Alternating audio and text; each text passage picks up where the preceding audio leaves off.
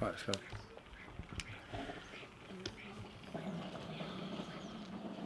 James Holder, Fryfield TV, in association with Macklin's Gym Marbella. With me, I've got Danny Cassius. Connor, how are you, Dan? All right, mate? Yeah, not too bad, mate. Good, all good. Everything's good. Good, good. I want to sort of reflect on your win on Saturday on the York One Goodwin undercard. How do you sort of assess that? It was alright. It's good to get back in there, like I said, and just shake off the rust.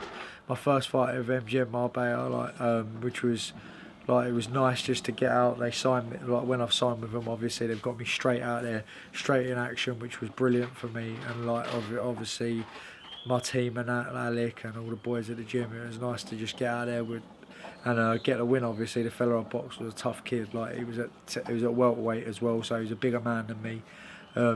I just went out there and did what I had to do, boxed, got out of the way, didn't really get hit too much, just shook the rust off James, you know what I mean, which was nice to do. You've sort of, this first fight in 6 months, sort of, what's the reason for the inactivity? And I know you've changed management, signed with the MGM, so will that be sort of looking to get you out a lot more over the coming months? Yeah, well, that's the plan. They're going to try and keep me busy, which is what I need. You know, my career's been a bit stop start, sort of in limbo a bit. But Alec, like my old manager, Alec Wilkie, who's still my trainer, always done his best for me. But he just took me and him, we come to an agreement that it would probably be a little bit better for me to sign with MGM. And fair play to Al, because he said to me, if there's a chance you can sign with them, you need to go with them. Like, he pushed me in that direction, to be honest, which is what a good manager does, and like Alex is one of my friends. He's not just a manager. He's more than a manager. So like more than a trainer to me. He's one of my best mates.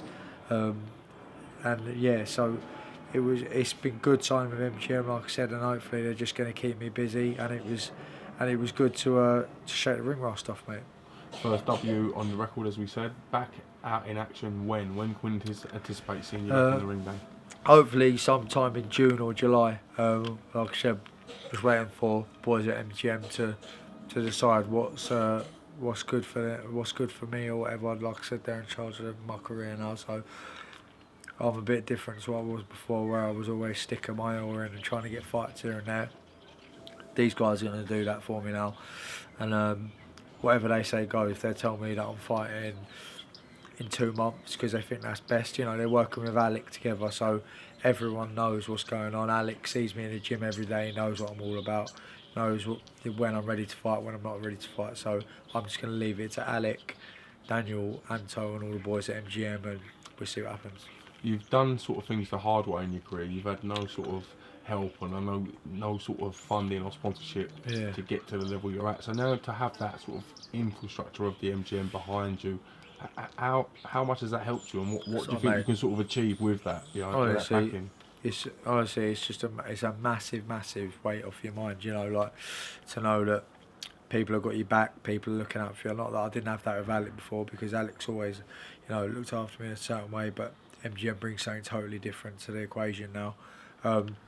It's nice to have some people with like a bit of clout behind them that, people listen to them a bit. Like with me and Alec, I think it was just where we was a bit sort of, when Alec and me first got to, we was both sort of starting out, and Alec sort of built himself right up now, and he's a wicked manager in his own right, Alec. And like he just said, he told me the best thing for me was to sign with them, so that's what I did. And yeah, it's just hopefully it's all full steam ahead from here, mate.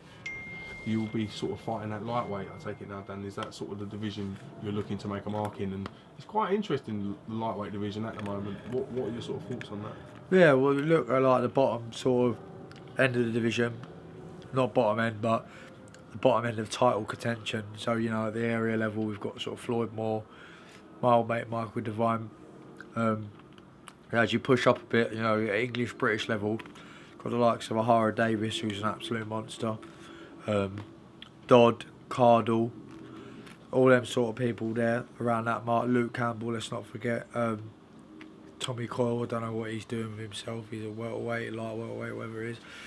And then, obviously, at world level, you got fucking Crawler, Flanagan. Division's on fire at the moment.